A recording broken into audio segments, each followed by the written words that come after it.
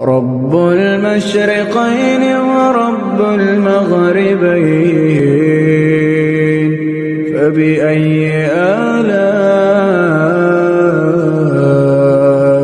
ربكما تكذبان۔ بسم اللہ الرحمن الرحیم۔ اس رات کے حوالے سے بہت ساری چیزیں ہمارے معاشرے میں مشہور ہیں جن پر عمل بھی کیا جاتا ہے۔ میرا خیال ہے عبادت کے علاوہ سب کچھ ہی ہوتا ہے اس رات میں۔ قبرستان جاتے ہیں لوگ، نہاتے دھوتے ہیں، اچھے میں نے خود دیکھا ہے اچھے پڑھے لکھے لوگوں کو۔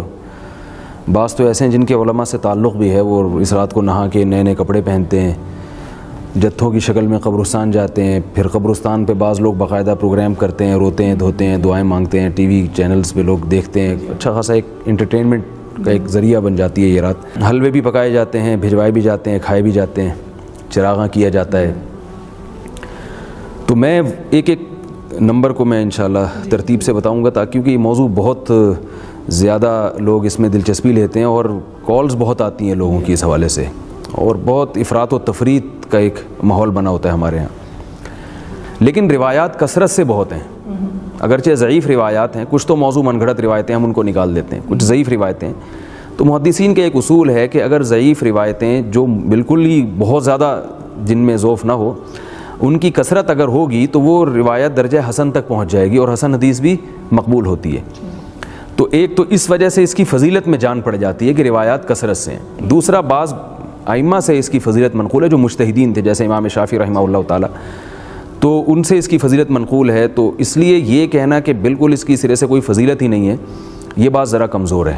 البتہ میں یہ حقیقت آپ کے سامنے ضرور بتاؤں گا کہ اس کی فضیلت پر علماء کا اتفاق نہیں ہے، یعنی دونوں طرف علماء ہیں۔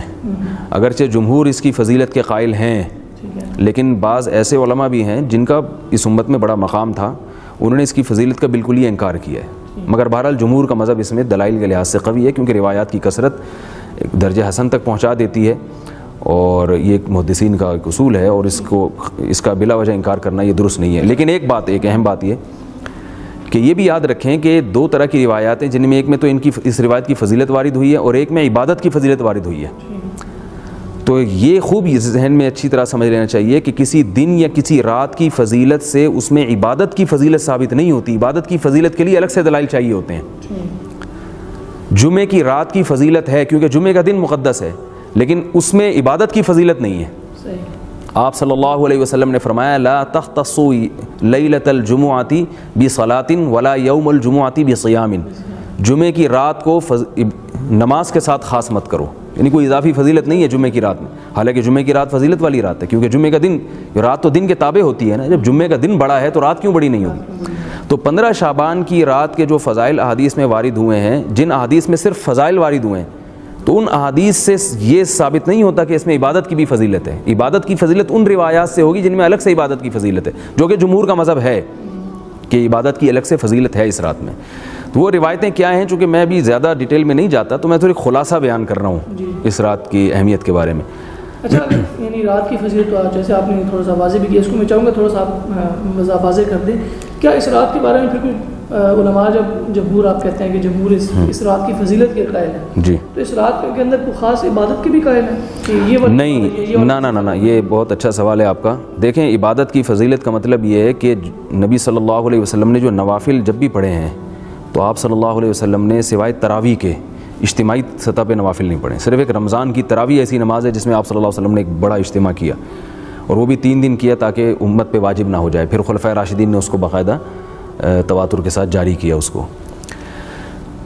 اس کے علاوہ جو نوافل ہیں نا، چاہے وہ لیلۃ القدر ہو، چاہے وہ 15 شعبان کی رات ہو، یا ویسے آپ تہجد پڑھتے ہیں، اس میں اجتماعیت نہیں ہے، انفرادی ہے۔ وہ مسجدوں میں جتھے بنا کے جانا، اعلان کرنا آ جائیں مسجدوں میں آپ لوگ نماز پڑھیں، یہ والی نماز ہوگی یا اس طریقے سے ہوگی، یہ سب اعمال بدعت ہیں، اسلاف میں اس کا کوئی ثبوت نہیں ملتا۔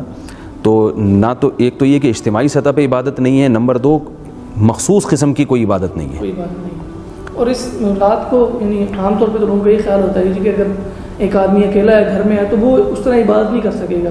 وہ اس طرح کرتے ہیں کہ یا کوئی محفل قرات رکھ لیتے ہیں، یا محفل نعت کا کوئی قرآن رکھ لیتے ہیں، یا علماء کا واعظ والا بیان رکھ لیتے ہیں۔ تو یہ اس کے حوالے سے آپ کا کیا کہنا ہے؟ دیکھیں، جب شریعت نے ہمیں کسی رات میں عبادت کی فضیلت بتائی کہ عبادت کرو تو اس میں پھر عبادت کرنی چاہیے نا. اس میں محفلیں لگانا، چاہے محفل قرات ہی کیوں نہ وہ ٹھیک ہے، محفل قرات اچھی چیز ہے، محفل نعت اچھی چیز ہے، عام دنوں میں کریں آپ. لیکن جب عبادت کا حکم ہمیں دیا جا رہا ہے تو عبادت سے نماز، دعا، تلاوت تو انفرادی تلاوت ہے، اس میں وقت لگانا چاہیے. محفل قرات منانا اس رات میں یا نعتوں کا پروگرام رکھنا، تو اس سے یہ اسلاف کے طریقے کے خلاف ہے. عبادت کا جب ہمیں حکم دیا گیا تو اس کا مطلب ہے نماز، روزہ یا انفرادی تلاوت آپ کریں یا دعاؤں میں دل لگائیں تاکہ آپ کی توجہ کچھ اللہ کی طرف ہو. عبادت کا تو یہ مطلب ہوتا ہے نا. محفل نعت ہے یا محفل قرات ہے وہ تو کسی بھی وقت کی جا سکتی ہے. تو نقصان یہ ہوتا ہے کہ لوگوں کی ایک توجہ ہوتی ہے، چلو جی مبارک رات ہے، ہم عبادت کریں گے تو اس میں ہمیں ثواب زیادہ ملے گا. تو اگر آپ وہ لوگوں کو ہٹا کے اس میں، جیسے بعض مسجدوں میں تو پوری رات بیانات چلتے ہیں. بھئی بیان تو بذات خود مقصود نہیں ہے نا. بیان کا تو مقصد ہے کہ لوگوں کو دین کی طرف لانا.